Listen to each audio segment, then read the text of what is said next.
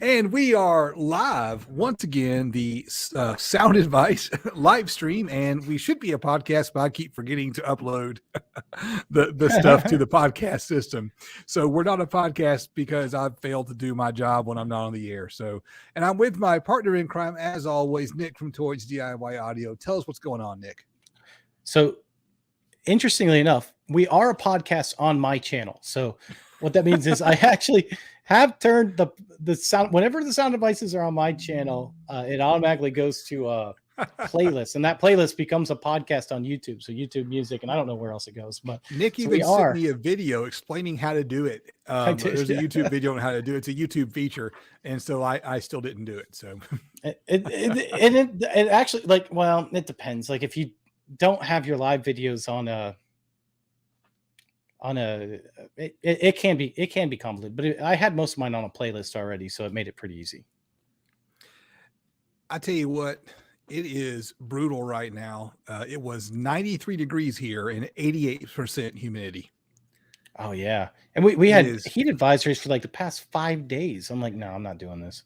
Brutal heat. Good to see everybody in the chat. We got True Voice of Reason, AJC 9988 is here, Cameron's here, Tron is here, Alpha Wago is here, of course. As always, it's good to see everybody in the chat. We got a good active crowd. Bobby's here.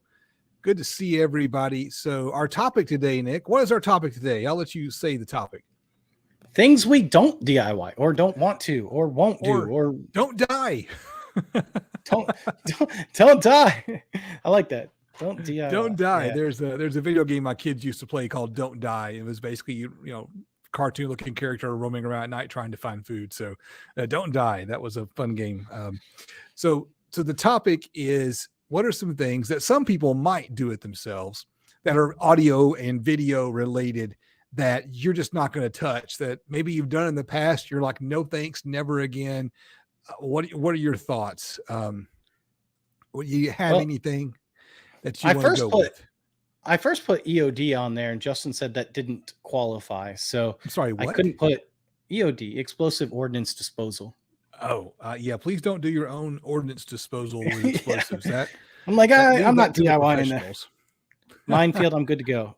Now, you know what? So I want to start with what El Fuego said, because this is a really interesting point. He said, are you voiding your car warranty by replacing the infotainment center?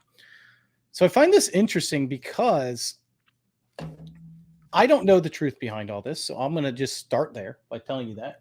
But the truth of the matter is, there have been Reddit and all kinds of other places where supposedly, if you own, like, say, a Tesla and you mess with the electrical system, they can void your warranty, or have in the past voided people's warranty over that. And then they've had to go to court over whether or not it should be voided or not, which is very interesting. Although with an all electric car, that's all sensitive. Then it's that question of, did it actually make a difference or not?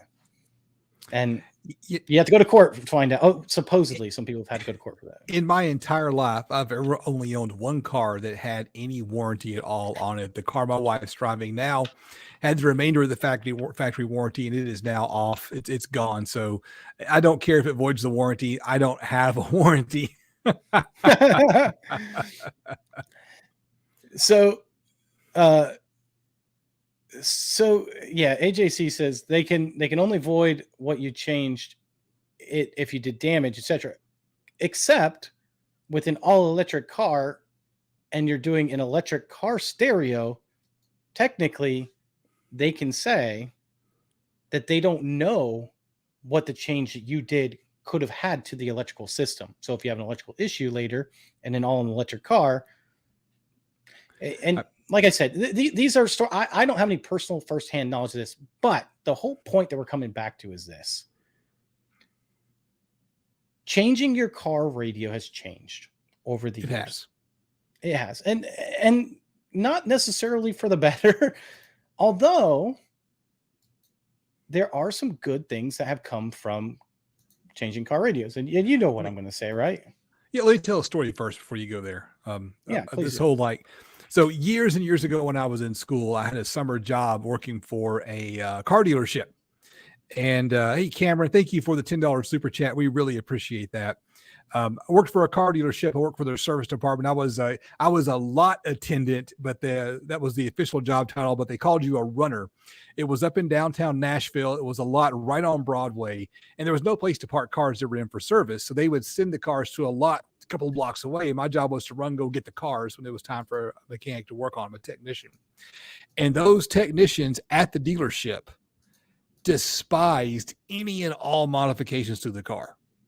I have never seen grown men throw such a fit over, I can't believe the thing that's wrong with that car is that guy put some speakers in, he's ruined the whole damn thing. And these guys just, you're kidding me. How the hell can a pair of speakers on the back dash be the reason why the transmission doesn't shift? This is back before they were all electronically controlled, when they were hydraulic automatic transmissions, right?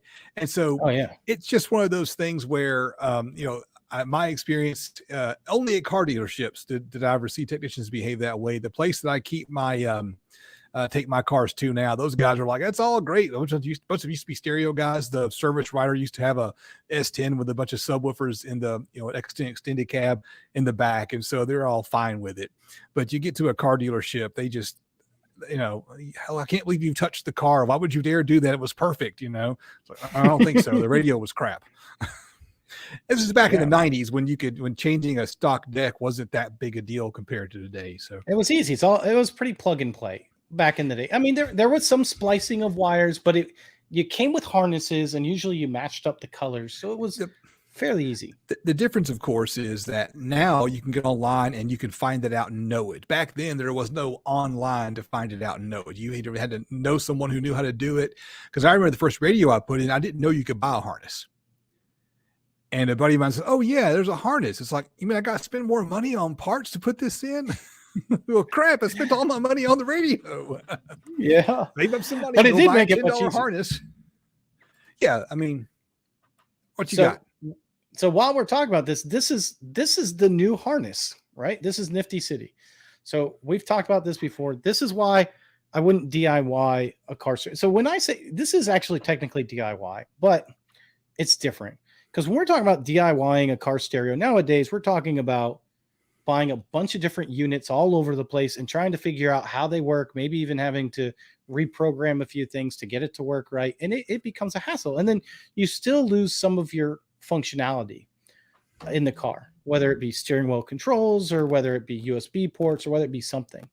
And so Nifty City has these units for all these different vehicles. And basically all you do is you do remove the radio, but it has wiring harnesses that just plug and play. You unplug it from the back of the radio, you plug it into the unit, you're good to go, you're done. And it uses the existing screen if you have one.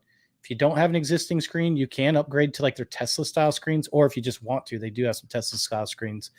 And then it does all that for you. It upgrades to Apple CarPlay, it upgrades to Android Auto, it does have I think some RCA pre-outs and some other things as well. And they can all be wireless. So for me, and by the way, they have a bunch more cars. I know I'm just showing a couple of them. So if you want to upgrade your Maserati, go right ahead, or your Lamborghini. And to me, even though it's DIY, because it's plug and play, I don't really consider it DIY. Do you know what I'm saying? You do have to pull the dash off and get to the wires. And I'd like to know if Nifty City has the ability to get RCA out. People was talking about in the comments, the pack audio stuff, and the pack audio, the radio stays the same. And if your radio has all the features that you want, that's great. You can get that good, clean RCA signal out. And Nifty City is not the only company that does this. I had a company reach out to me, and they actually have a harness for one of my vehicles that will do the exact same Nifty City does. I forget the name of the company.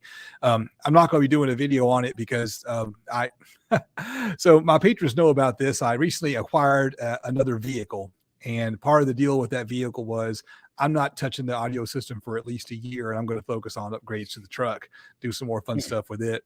But there are more than just Nifty City out there. But that's a safety feature. What do you mean? So don't get shot. CarPlay safety feature. No. Oh yes, it's a safety feature. Yes, true. Yeah, it is a safety feature. I agree. So it's one of those things that you said a year, but really all you're doing is caring about your wife and your family. It's actually more about guarding my time because I need to focus on the truck and seeing what I can do with the truck. No, I got you. I'm just trying to tell you should do it. You know, and the truth of the matter is, here's the deal. You know, we say we're not going to DIY, and this one, I guess, is a little bit of DIY, and it's the only one that's probably a little bit of DIY on the whole list of all these. But here's the point of it. With a plug-and-play system, anyone can do it. I mean, I'm not, and I'm not using that lightly. If you can get the dash off, you can do it. Yeah, and you can buy a dash tool kit off Amazon for $10. They're just little plastic tools that help do it. And with the help of YouTube that shows everyone how to remove their dash, there are some vehicles that I will admit that I wouldn't want to remove the dash on, but that's very few and far between. Like, and usually they're older cars that wouldn't even work with the Nifty City anyway, like the Ford F1 series, like the 2001, 2005 series, like that range. Like you had to take off like the entire dash. Like it's so I would get it with those, but there's very few that I would say that with. So most of these, it's just trim work that just pops right off. And then a couple screws that comes out, and then you plug in a couple wires and you're done. So is it DIY? Yeah. But it's also as much DIY as hanging a picture on the wall almost. You know what, though? Someone who's never popped those trim panels off, it's intimidating if you've never done it before, and there's always the fear of breaking it, right? There's always the fear of breaking it. But hey, you know, our guest from the last show said, you know what, just go for it. If it breaks, buy another one. It's not like you can't kick it to a mechanic or something or buy another one. So, or a junkyard. He went to a junkyard a couple times and bought stuff. Yes. You know? Yeah.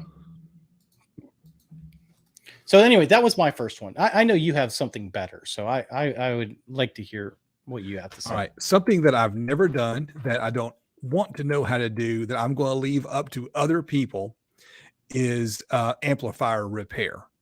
Yeah. When I open up an amplifier, car or home. David K does that. Does he?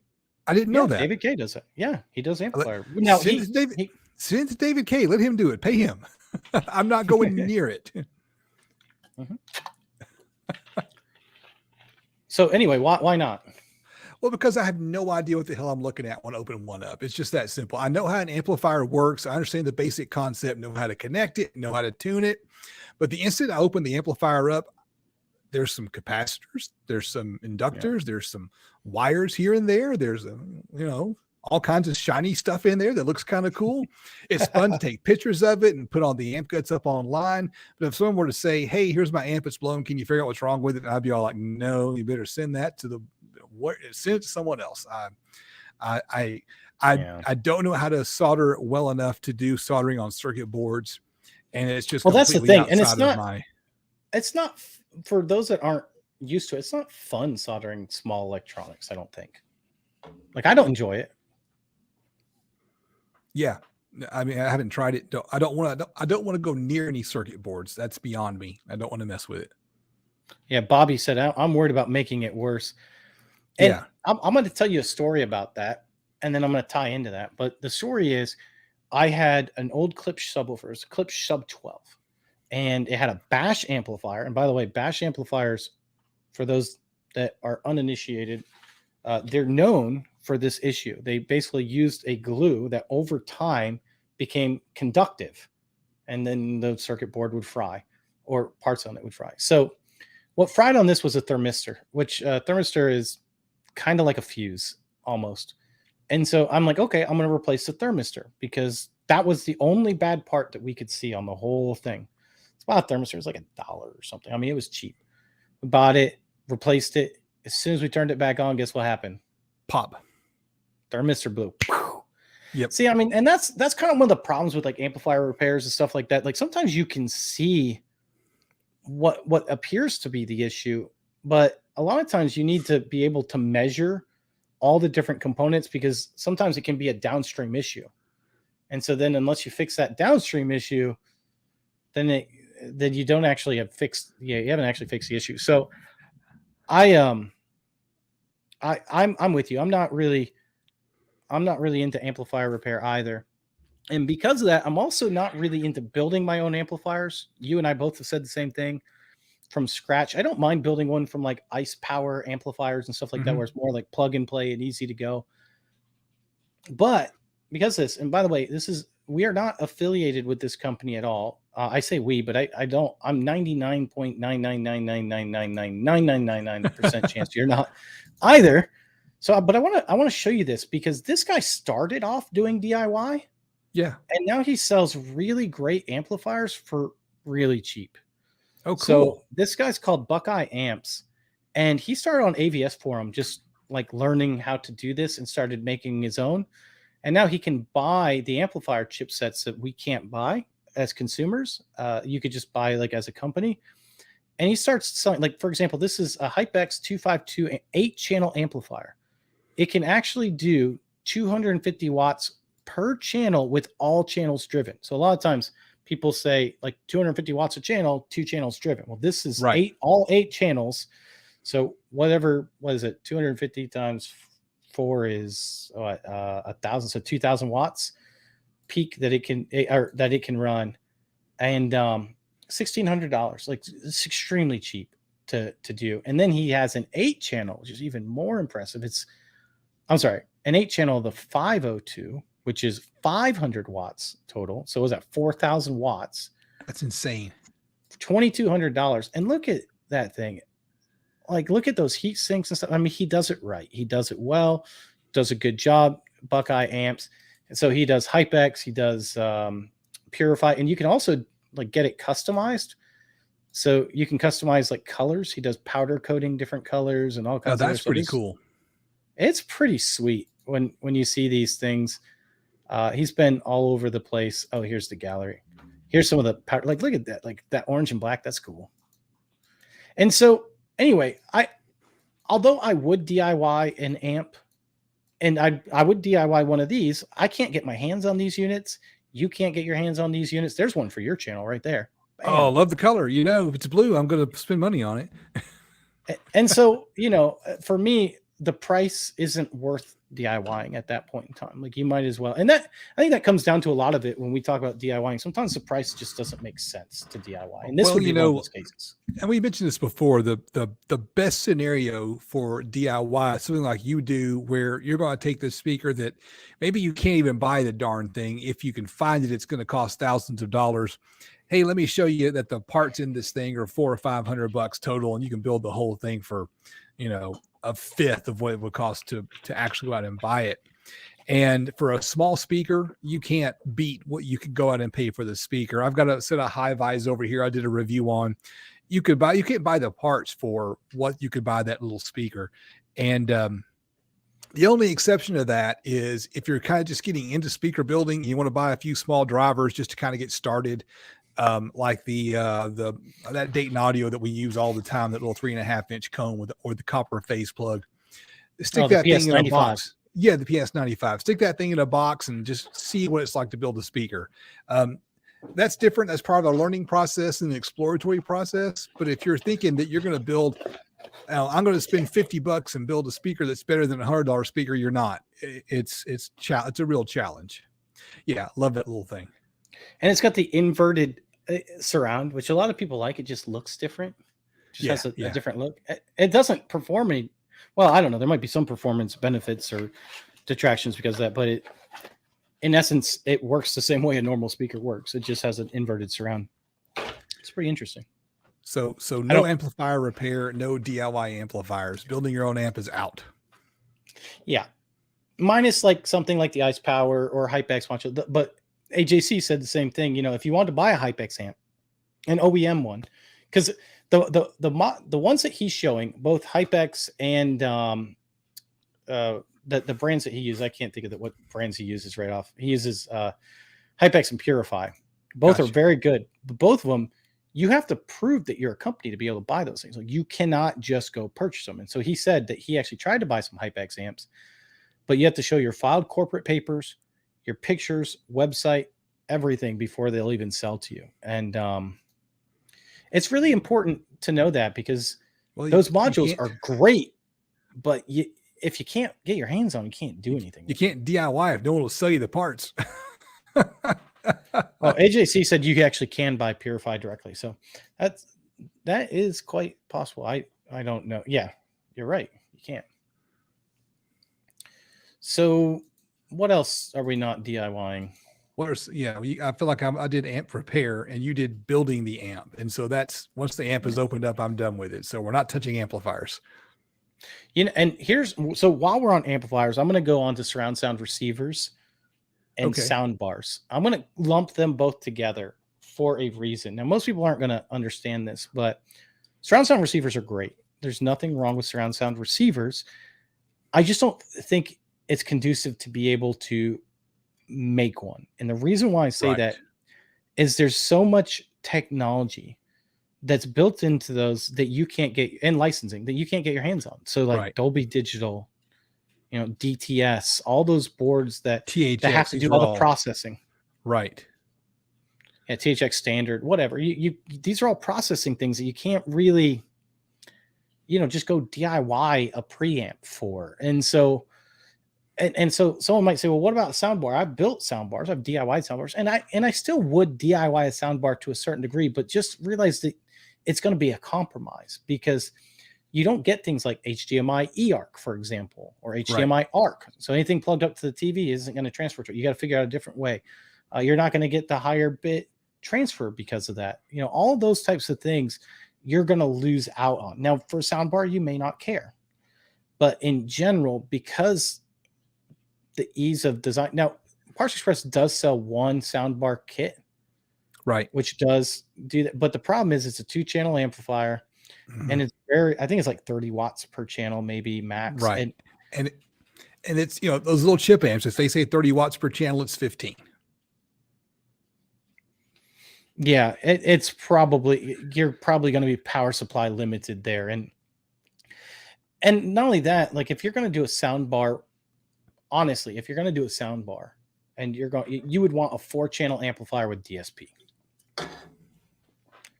I would be willing to try a head unit repair if it were something that like, okay, the screen's gone out, take it apart, unplug, find the plug, unplug the screen, put a new screen on, that kind of thing. But if there's any soldering involved, you may remember last year I did a review of that Itoto head unit that started smoking when I fired it up, and I totally missed it when I filmed the video. I had viewers tell me, hey, it's smoking, don't you?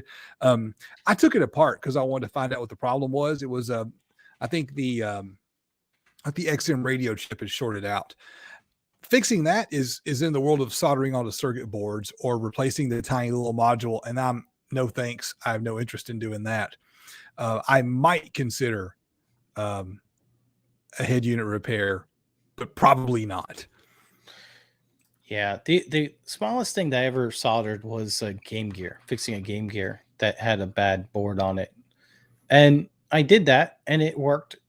But in general, I don't enjoy it. So, and I think this comes down to the things like, why don't you DIY? And some of it comes down to cost. It just isn't cost conducive.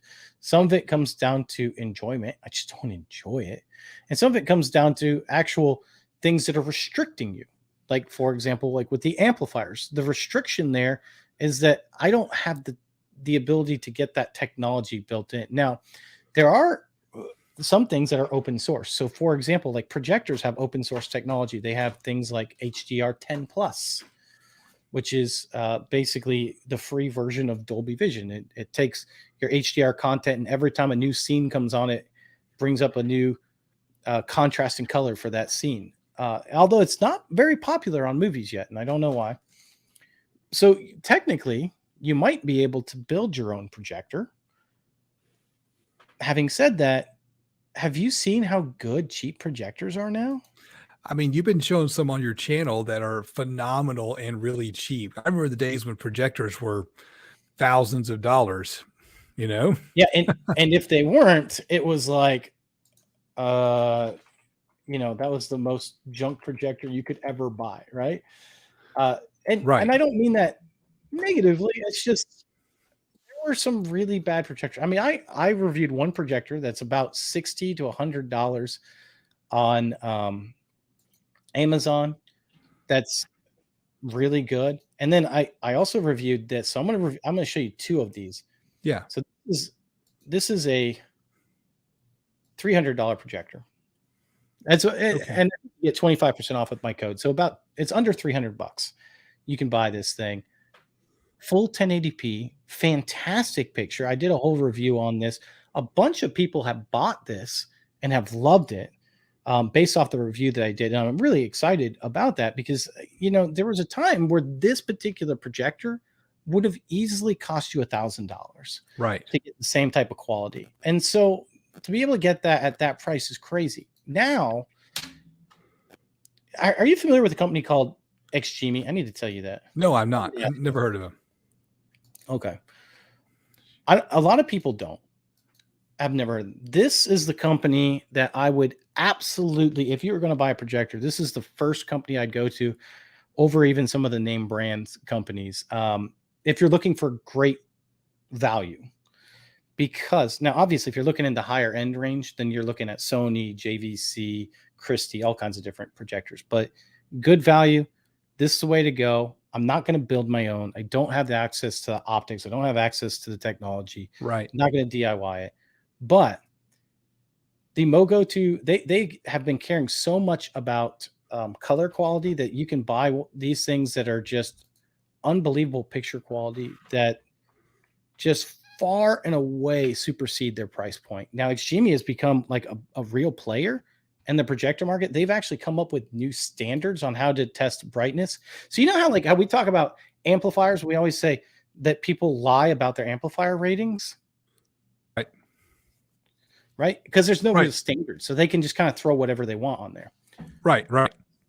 Well, with projectors, that's the same problem with brightness or lumens. Everyone says, oh, we got this many lumens. Well, guess what? Everyone tests it differently. Are you saying they put the fiction in specification?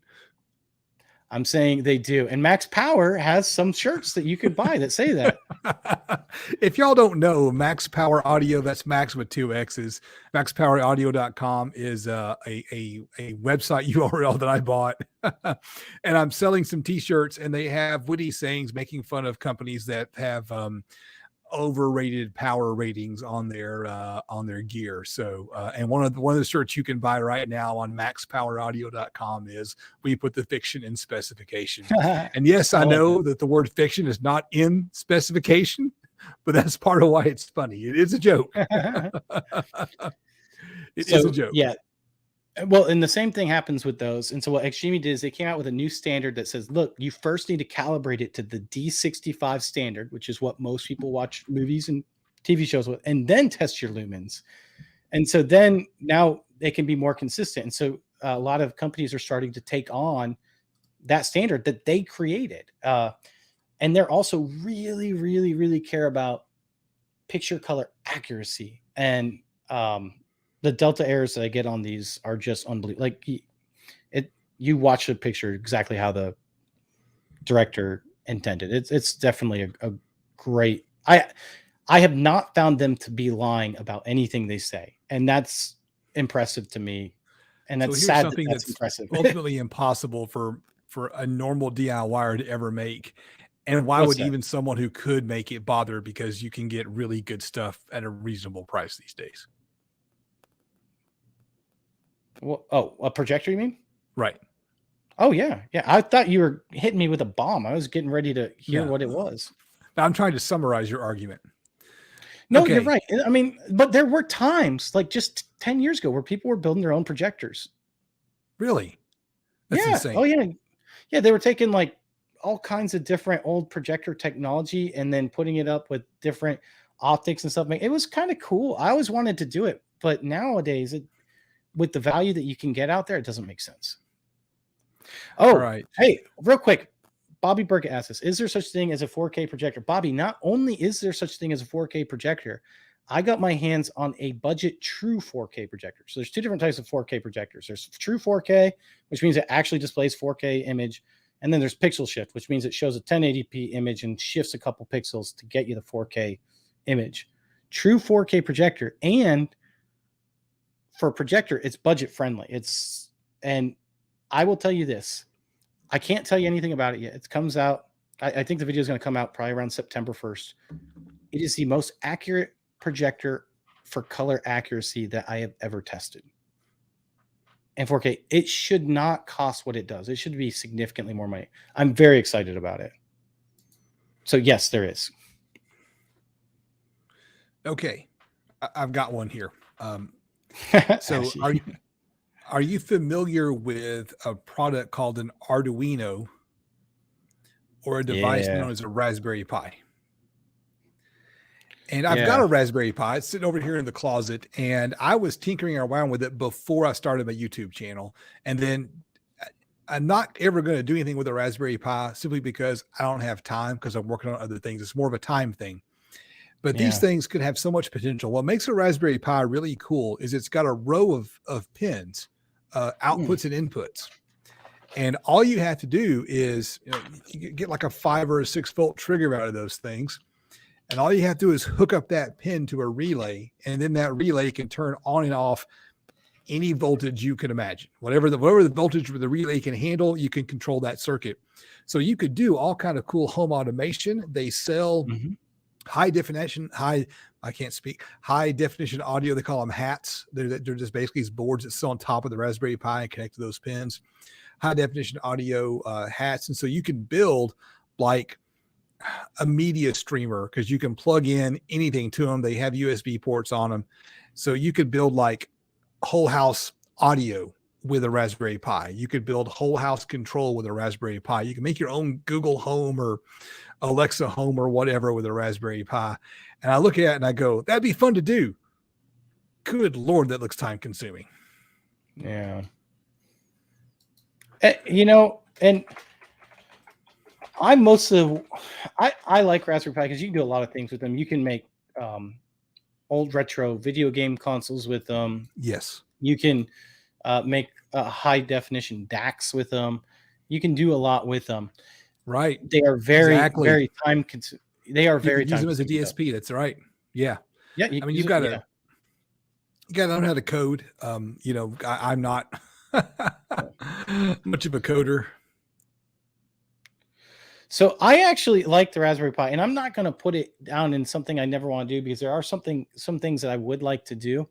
The problem with the Raspberry Pi has been since COVID hit, you can't buy them. They've been sold out because Raspberry Pis are cheap. Like they're $30, $60, depending on which one you get. I mean, they're very cheap. And then they have all these different boards you can do with it. However, if you're not a programmer, you almost have to have someone else that knows what they're doing, and you have to like follow their guide. Right. Oh,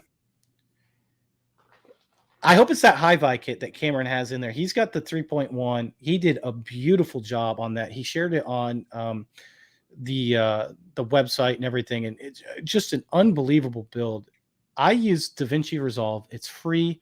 If you want to pay for the upgraded version, it's $300, but that's forever. That's like a lifetime license. Right. So it's not like Photoshop where you pay a monthly fee. So I'm a huge fan of DaVinci Resolve getting in there. It's just as powerful, if not more powerful, as far as I know of, as Adobe, but Premiere cheaper. But you use something else. What do you use? I use Camtasia Studio.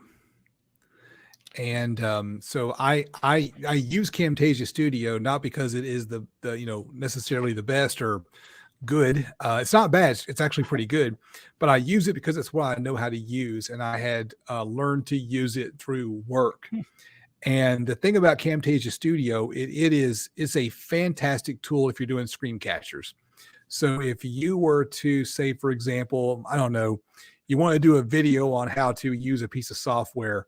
You turn this on, you let it capture the screen, and you can set it up so it will automatically zoom to the relevant parts that you're working on inside the software. So, and you've seen my videos, it'll do anything you want.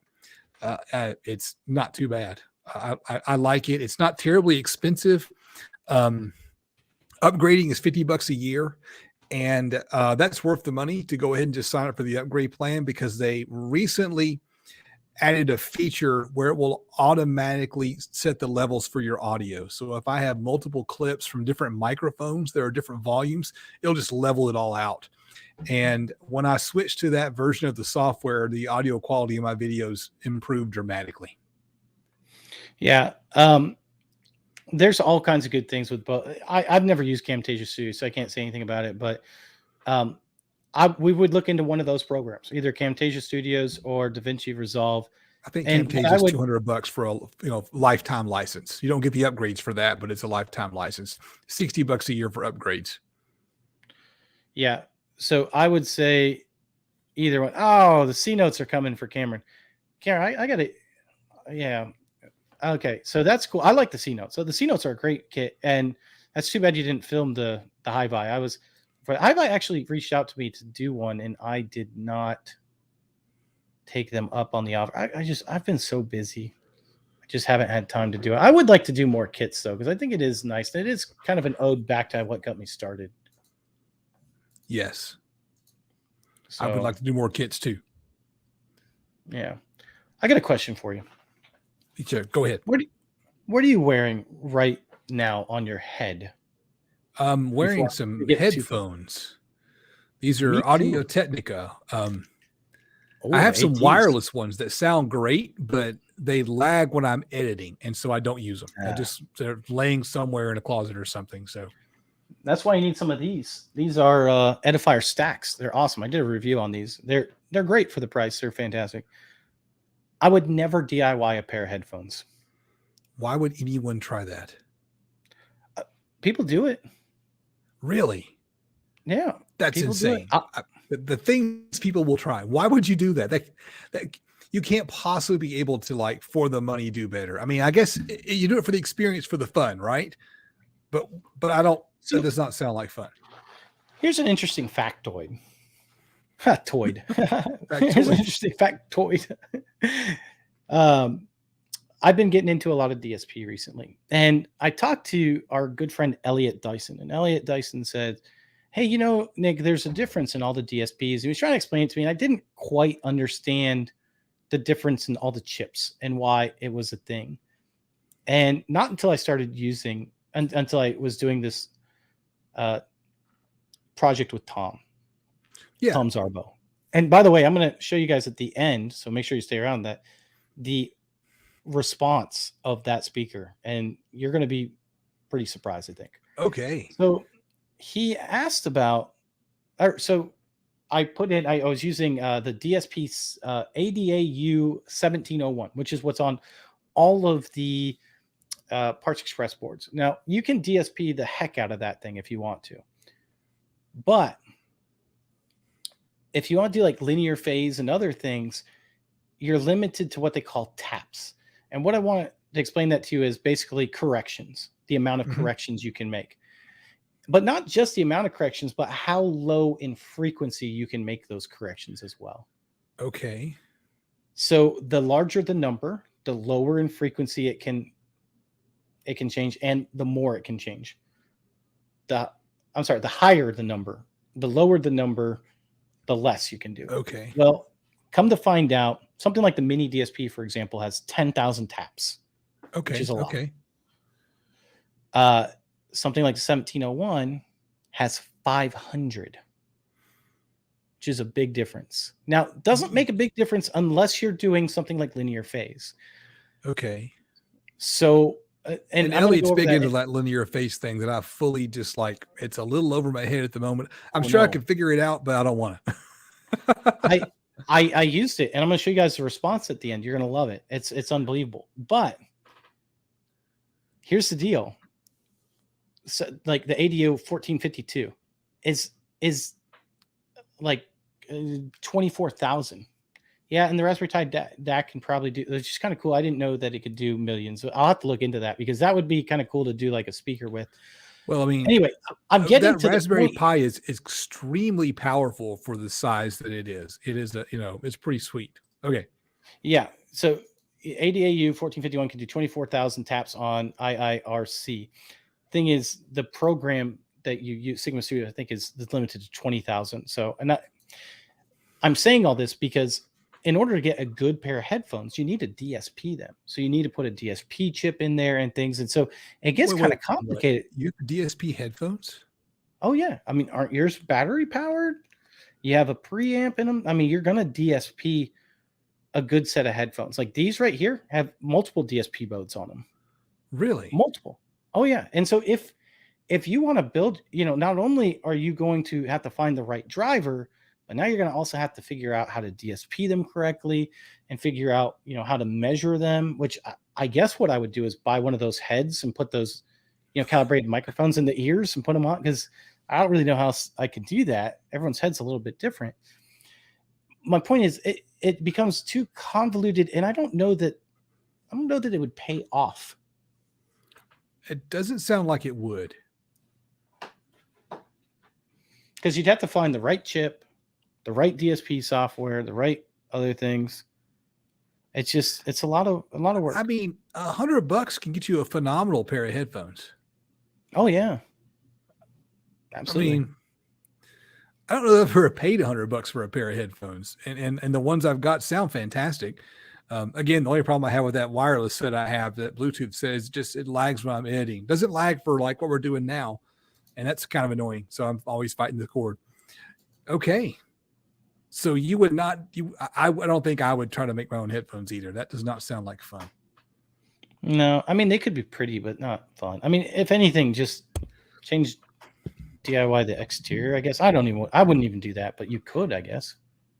Nick, have you ever reconed a speaker? I don't have any interest in doing that. I've not ever reconed one. I've seen some cool videos by people who have. Hi-Fi Vega did a recone.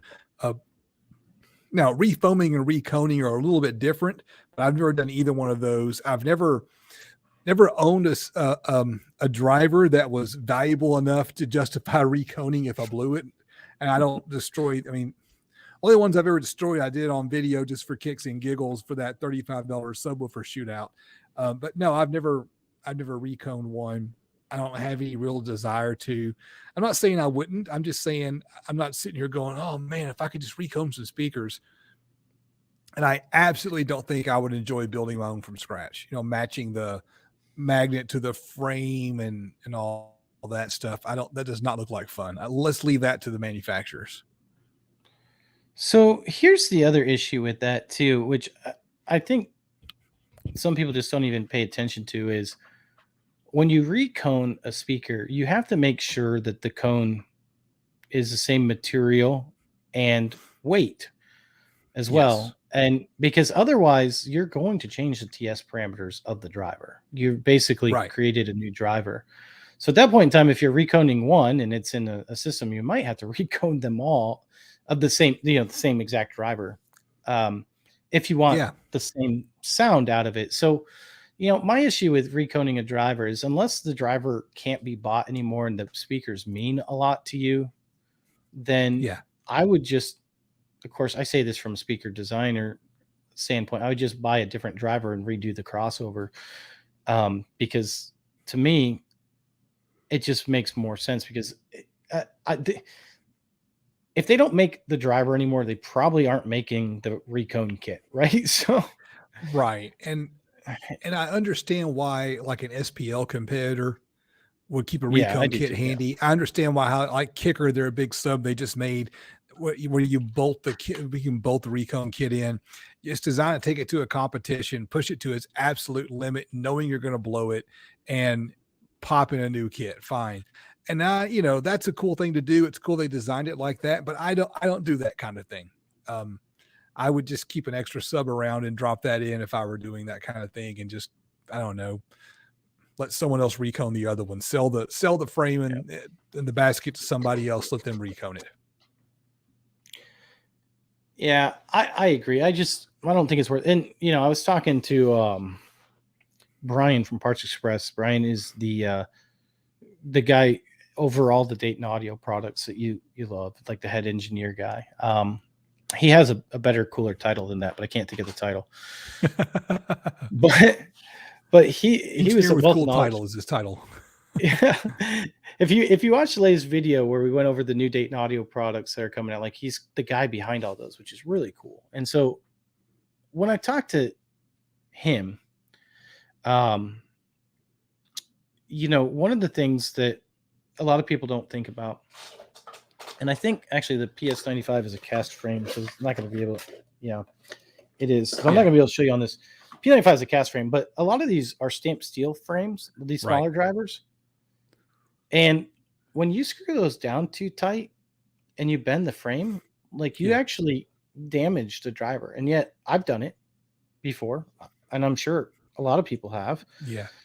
With those stamped steel frames. And so the point that I'm getting at is, even when you put a recone kit on, if you don't put it correctly centered and everything, like, you can, once again, change. I'd rather just have it from a company that I trust, that's meticulous with it. And not every company is, but right. And again, like you said, unless there's something about the driver that's special to you, if I had some original Servan Vega strokers, I can see why someone would want to recone those. Yeah. But most speakers, after you look at what a new speaker would cost, what a recone kit would cost, the effort to recone it, you're probably just it's not worth the trouble to recone it. Are there speakers that it might be worth the trouble to recone? Yeah, I'm sure if you've got a JL W7 anniversary edition, that's $1,200 new.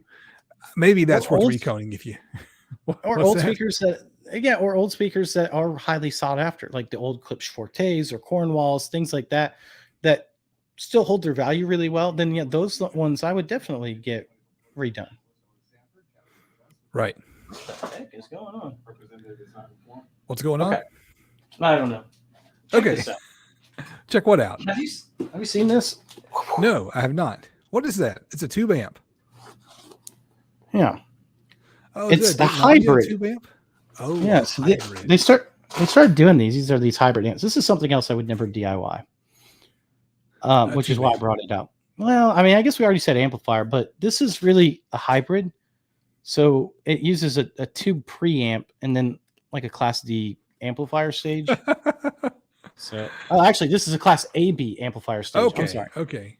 Class AB and a tube amp, which is what most people, which is because I was always, because you can buy those cheap $20, $30 preamps or whatever, tube preamps that don't always do much.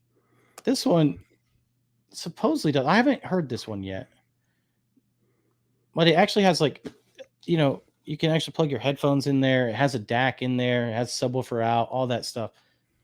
I would never be interested in messing with tube amplifier circuitry if I didn't have to. Even something like this, I don't mind changing the tubes out. That's easy enough. But like we said earlier, I don't want to get into like the real small, right? Or design. And I think you said design a driver. I wouldn't want to design a driver. So another one on my list right here. It's a car specific one. Would love to know, guys in the chat, their opinion on this as well. I never once, when installing a stereo in a car, have I ever run the parking brake wire to the parking brake. I've always just connected a bypass because it just seems like a huge pain in the rear to try to fish a wire to wherever the circuit is for the parking brake.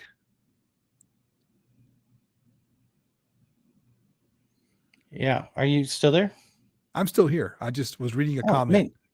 You froze so much that I literally thought we lost you. I was like, a comment popped up and I thought it was an interesting comment because I don't understand why you keep referring to Klipsch as if they're a reference speaker or something you live up to. They're mid-tier to poor man speakers. Why you talk about them as if they are.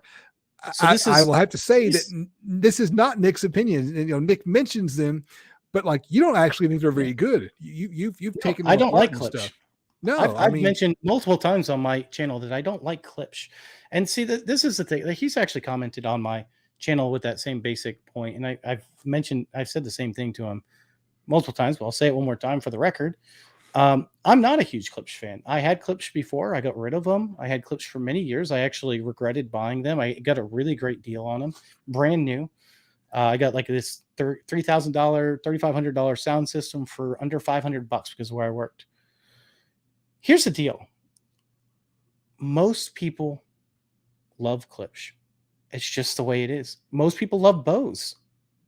Like if you look up Bose, even if I don't like Bose, most people do like them. So people say, well, why do you design a speaker after Klipsch? Well, first of all, when I'm doing that, I'm using that as inspiration, right? So I'm looking at it and saying, okay, here's a speaker that people really love, the masses. Can I make it better? And then that's what I try to do. because I don't really like clips. So I'm not going to go out and buy that. I'm definitely not going to spend the money on the clips. So I'm going to make it better than the clips version, and I'm going to make it cheaper for you to be able to do yourself. And so that's always been my thing. Now, if, for example, the #1 best-selling speaker was per listen, then I would probably do a per. I want to do a per listen anyway because I think they're really cool design. But that's just the way it is.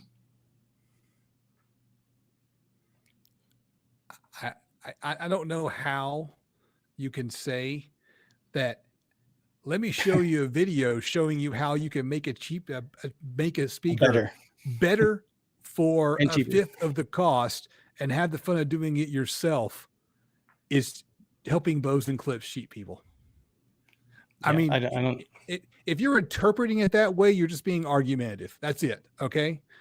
So I am going to just end it right there with you, and we're going to stop the conversation there because at this point, dude, you're being a jerk and you're twisting the story to your own little narrative. So yeah, you just go ahead and just live your little narrative there, buddy. You're not paying attention.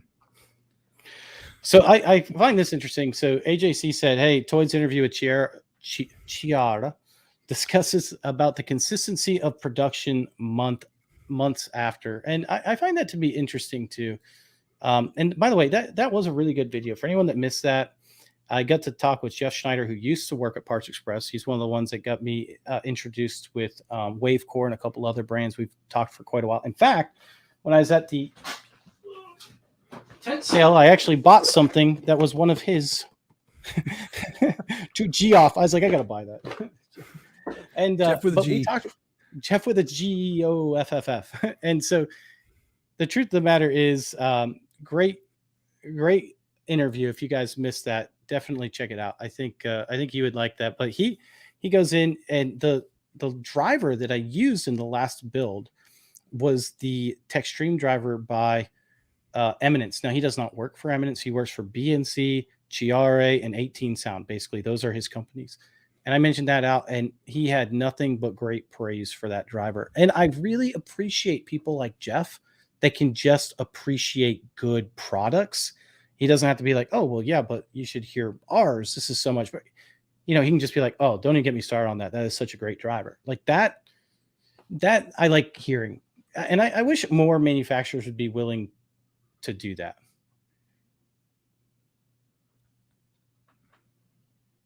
Good to see you, RVH. Good to see you. Wow. That is so funny. So anything else that you have? I've got a few other things here that I would like to bring up. I mentioned connecting to the parking brake in a car. Let's see. How about the rear camera? Oh, yes, backup cameras. I hate installing backup cameras. I've done it a couple of times. I'll probably do it again because I'm going to need to. But if I could go the rest of my life without ever installing a backup camera, because you've got to take apart everything to get that one little ass wire, pardon my French, all the way to the front, and it's just a pain. I would prefer to never install one ever again. I agree with you. In fact, next time if I have to do it, I'm probably gonna bring it somewhere. There's just certain things that don't interest me, and also where both of us live, and we don't live in the same city, but we live in the same area, general geography area. It's been way too, like, I wouldn't even want to do it. It's been like so hot and ridiculous. I think that's most of the United States right now. It's just been like you have to wait for the weather to be nice to do it, unless you have an air conditioning garage, which I have a garage, but it's not air conditioned. Yeah. No air conditioning. None at all. So, there's certain things you almost have to wait for it to be like the perfect.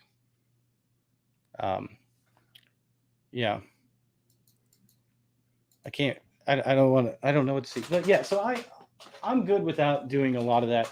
Actually, even doing the Nifty City, which was plug and play, I actually took like a break in between because it was getting too hot. I'm like, I'm going to come back at night and do it. Although for what we do, it can be hard to do that because sometimes we need to get good video footage, and it's much harder to get video footage at night than it is in the day. Oh my gosh. All So right. Here's another one. Another one right here. While we're talking about running wires, um, running home theater wires in the walls. So running home theater wires in walls. Have you done much running wires through walls in your home? I actually enjoy doing it, unless, well, there's some, you know what? I know you don't like it. So there are times where I'm going to agree with you for sure. Okay. Well, but you've done it, right? I mean, Yeah. I've done it and it wasn't fun. This house, it was pretty easy to do because I've got attics on the side. And so I had room to maneuver. But even in the spring when the weather's kind of cool, it's brutal hot, right? Brutal hot. And I'm just not a fan of it. It's a challenging thing to do. So, And that's the other thing. So most of the time, I don't actually mind you know what? I'm going to put this up real quick because you're right. Congrats on Justin for hey, 70K, man. thank That you. is awesome. Th- Honestly, Thank Justin you. is moving up much faster than me. I am not going to be surprised when he surpasses me and hits 100K before me. And I'm really happy for him too. I don't know. I don't You think I know, can catch you. I feel like I'm slowing down, but that's okay. I've been slowing down a lot lately too. But here's the deal: like, this is one of the things I think a lot of people don't understand. Like, me and Justin really support each other very well, and I believe that most of the audio community does support each Absolutely. other well. Like, we support Live Loud with Andy. Actually, didn't Live Loud with Andy just hit like 5K? I feel like he's been there for a while now, hadn't he? No, But I mean, he hit a milestone, and I might be wrong. He's probably gonna be like, Nick, it's like 25K, and I'll be like, oh crap. Well, what? I don't keep track of everyone's subscriber count, but he just hit one too. I know he did because I hey, saw it, and and I was Parker like, just hit oh 100K. yeah, 5K. Parker just hit 100K. Thank you. So thank you for congratulating Justin, and also congratulations to you, Living Loud with Andy. And if you guys don't watch Living Loud with Andy, you should. He is awesome. He gives up so much information that I think is invaluable. And not only that, like, if you're a big Kicker fan, you're gonna love his stuff. Of course, if you feel the same way you do about clips and other things about Kicker, then don't subscribe to his channel. I'll tell you this while we're on the subject of it.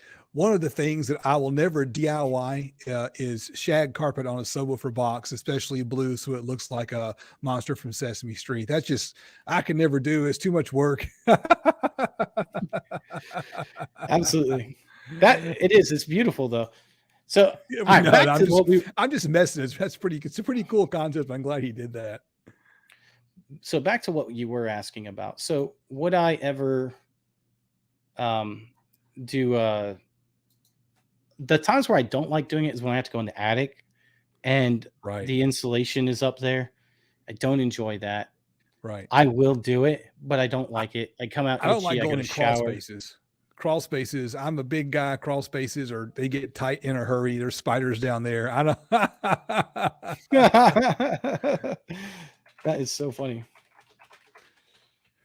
But I agree. Crawl spaces is another one I'm not a big fan of necessarily.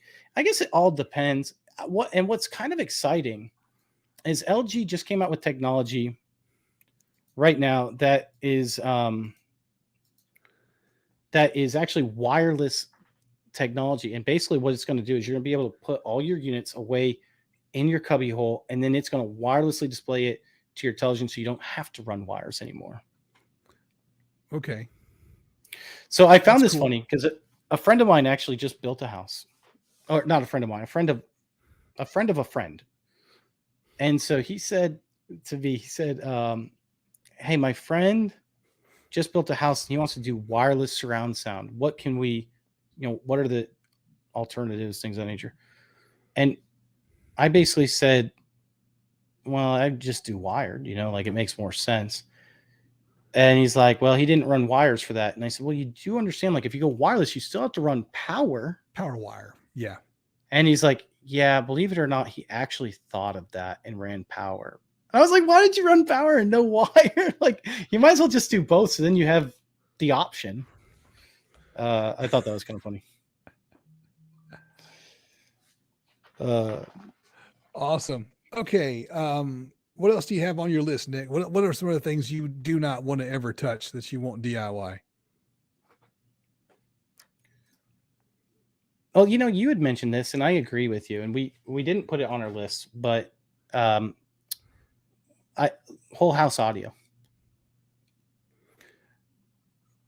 What do you mean? But like, you mean like doing a Raspberry Pi and doing whole house audio like that, or do you mean like So just using a system like Airlick?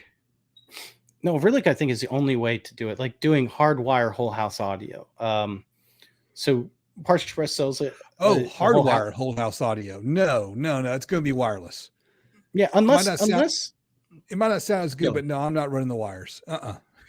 Yeah, whole house wired audio is only good nowadays if it's a new construction. new construction, or you're going to pay someone. I just don't think it's worth, because you're going to be tearing out too much to it. So with things like a Relic, just do a Relic. Just they're wireless and it's good. It's good. It's a great system. Like there's nothing wrong with the system. So I would, or Sonos if you have to, like one of those. It just makes more sense.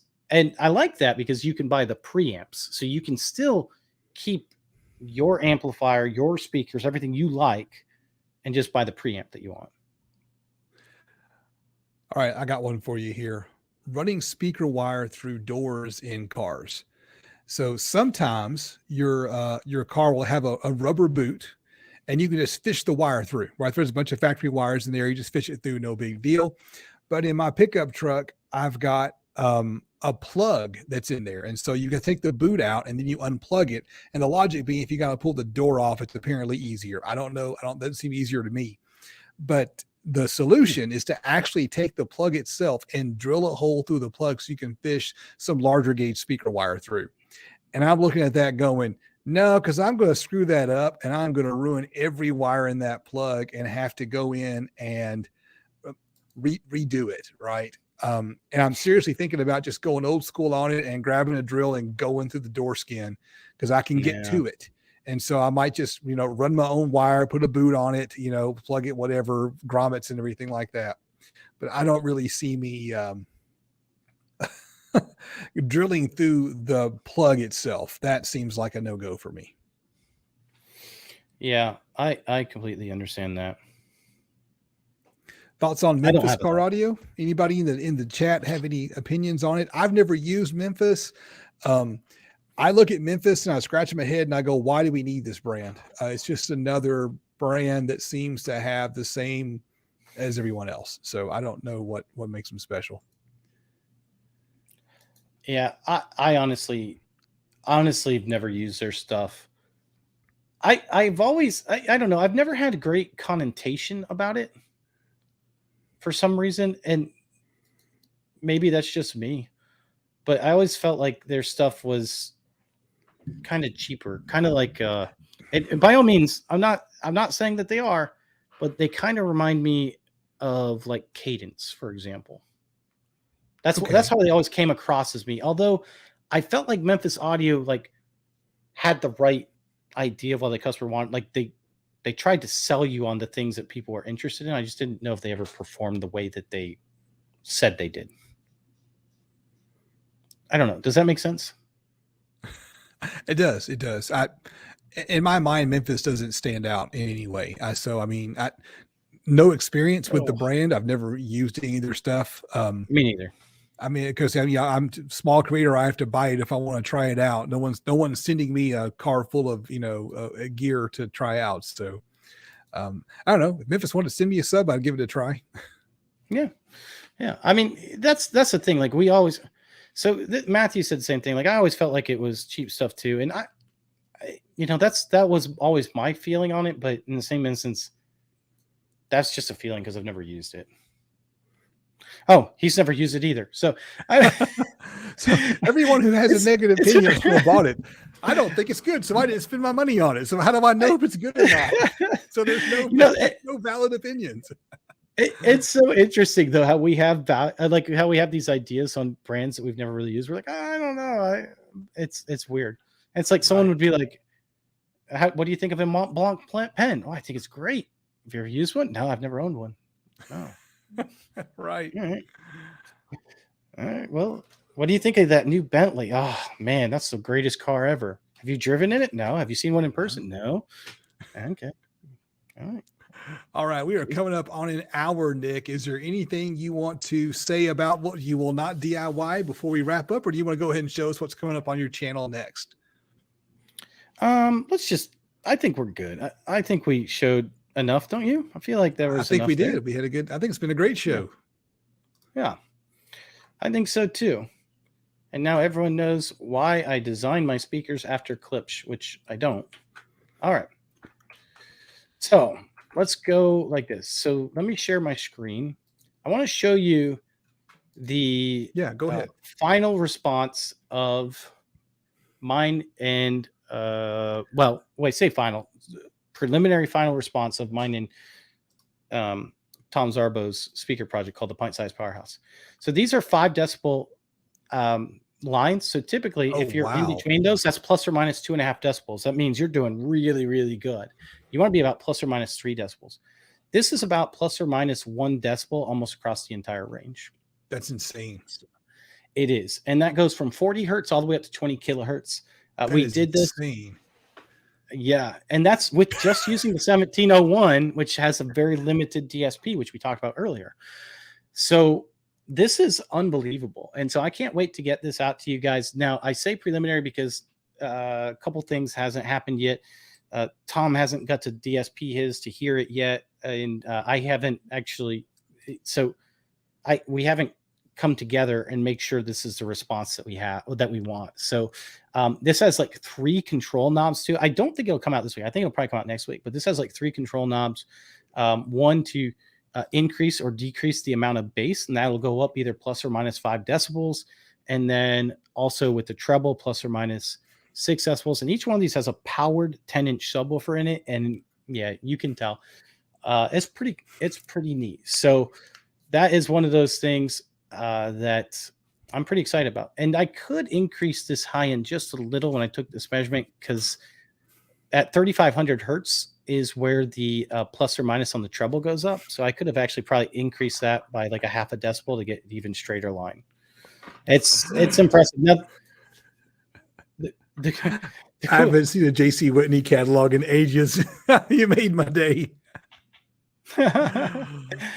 Yes, actually, Baba said all the right thing. He said, "Hey, and you could, for crying out loud, stop it." We've got it set. We can both click on things, and we're overriding each other because we're both trying to click on it. And you can see all more if you were DIY Audio Guy or Toy Patron members. And he's right. I went all throughout the behind the scenes of this speaker. I even showed you the DSP. The cool thing about this particular build is, it's going to be a hybrid. So you do have to still do the other thing. Oh, you got the BTA 28 Pro? Yes, but I wasn't trying to short circuit what you were saying. So, but anyway, so you'll get to be able to see behind the scenes. There's some really cool stuff. Now, one last thing I want to mention. I do want to get one more video out this week at least, and that video is going to be on what happens when you hook up multiple subwoofers. Do you get more volume? Do you not? Do you get higher sensitivity? Do you not? Does it matter how you wire it, etc.? That'll be coming out sometime this week because I think it's just a good video to have. So this is the Fosse Audio BT20A Pro. It's a compact mini amplifier, and Fosse sent this out for me to review, and I'm in the middle of reviewing it. They said, "Hey, when's the video going to be ready?" And I'm like, "Well, hopefully soon." They want me to drop it on Friday. I haven't started editing yet, so it's going to be a busy week trying to get it all done. And they're going to do a giveaway through their social medias. And so I'll be posting instructions to do a giveaway, and they're going to run a sale on these amps on Friday, which is why they want me to drop it on Friday. So I don't usually do a video on Friday. I might not get it out by then, but I sure hope I do because they really want it by then. That's the problem when someone sends you a thing. They want a video on their schedule, and that's, that's hard to do sometimes. So it tested great, by the way. It does have some type of circuitry in it. It appears to have some kind of protection circuitry because amplifiers don't always like these resistors that you use for amp dyno tests. And so it shut off shortly after, right about the time it hit distortion, and fired right back up and just like didn't miss a beat. It was just like, hey, this is a 4 ohm resistor and you're cranking the power. No, thanks. Let's unplug. And then it's just a second layer reset itself as soon as I turned the volume down. So I did it like 4 or 5 times once I figured out what it was doing. Let's just see if I can break it. It never did. So I was pretty happy with the fact that I couldn't break it. That's a win. So I actually reviewed that a few months ago, and I like that amplifier as well. I completely agree. I can't wait to see how your review differs from mine, because I'll be very I interested to see the things that you pick up that maybe I didn't. I like it better than the last mini amp I did with the one with the little UV meters on it because it's cheaper. You don't get the UV Yeah. meters, but it's The cheaper IEMA. and yes, it's cheaper and it seems to perform. I got more power out of this one actually. I did a little different thing with the test, but there you go. So Yeah, I think that's great. yep, there it All right. is. All right, I'm done. Well, I think that's it. All right. We'll wrap it up and hit end broadcast. Y'all have a good one. All right, bye. Thanks. See ya.